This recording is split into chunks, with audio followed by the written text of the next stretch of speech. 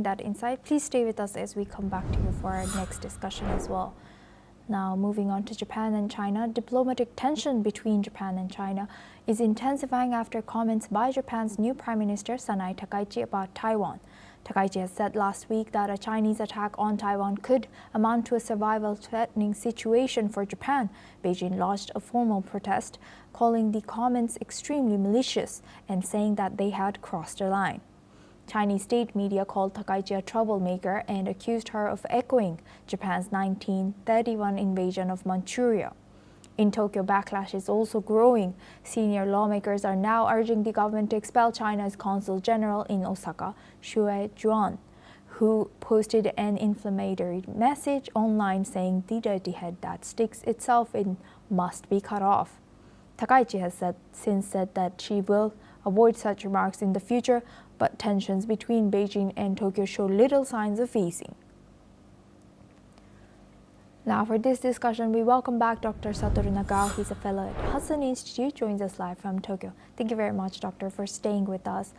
Now, looking at this, how do you analyze the current Japan-China relations on the topic of Taiwan, and how might Prime Minister Takaichi's remarks on Taiwan reshape Japan's current security posture and diplomatic strategy toward China now? PM Takaichi's remark is just honest and nothing has changed with the previous perception.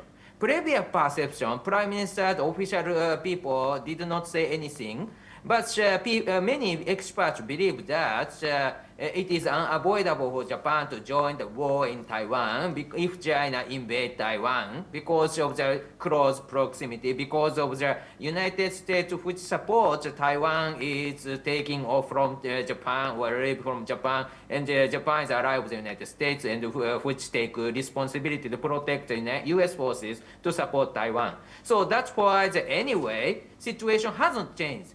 Situation has changed because new prime minister sworn in. Every time new leader sworn in, China is focusing on, they try to test their capability. So they try to make the trouble.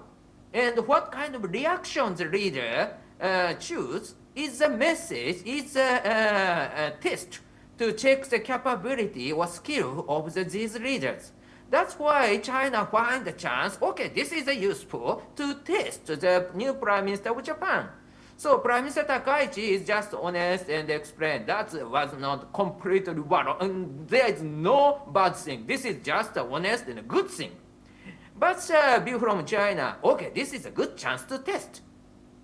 So they try to raise the tension and enjoying the situation and test Prime Minister Takaichi's capability. Anyway, Prime Minister Takaichi is not a friend for China. China knows that. So that's why there is no hesitation to do that. Even if the friend of China, they try to test in the past. So PM Takaichi obviously is strong ready against China, so that is clear. So that's why no hesitation to do that. So just to test what kind of person, how much skills she has, or courage that she has, or something like that. They are testing. So I believe the PM Takaichi should show very strong courage and reaction. That is a good thing, I believe. But anyway, it relies on the decision of the Japanese government.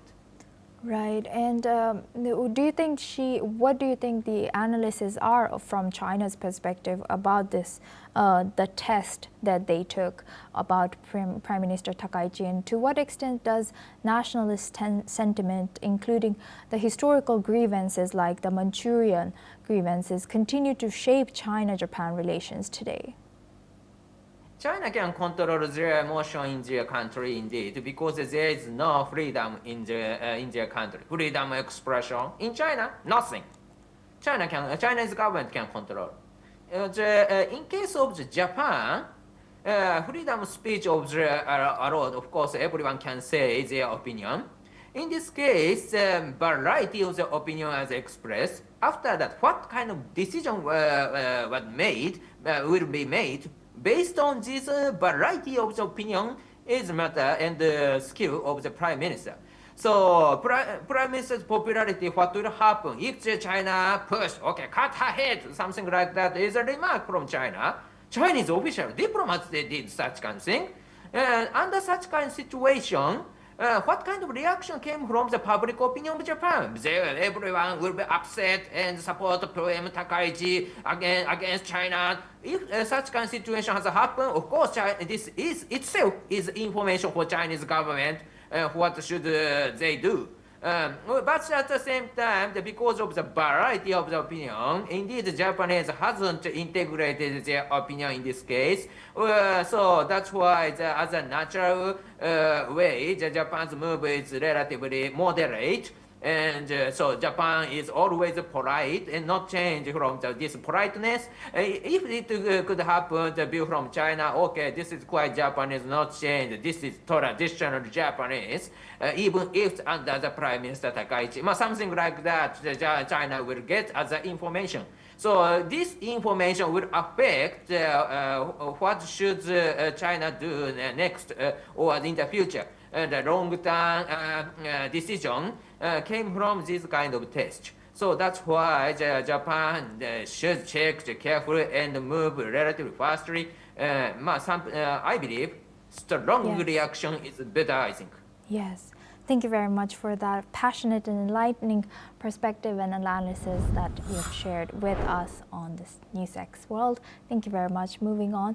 Now, Thailand has demanded an apology from Cambodia after alleging that fresh landmines injured Thai soldiers along the disputed border. This request comes one day after Bangkok suspended a ceasefire pact previously brokered by the U.S. President Donald Trump.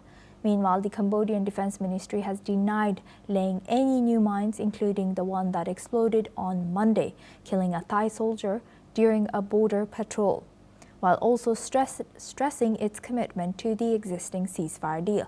Now, Thailand has called on Cambodia to identify responsibility partners and implement measures to prevent such future incidents.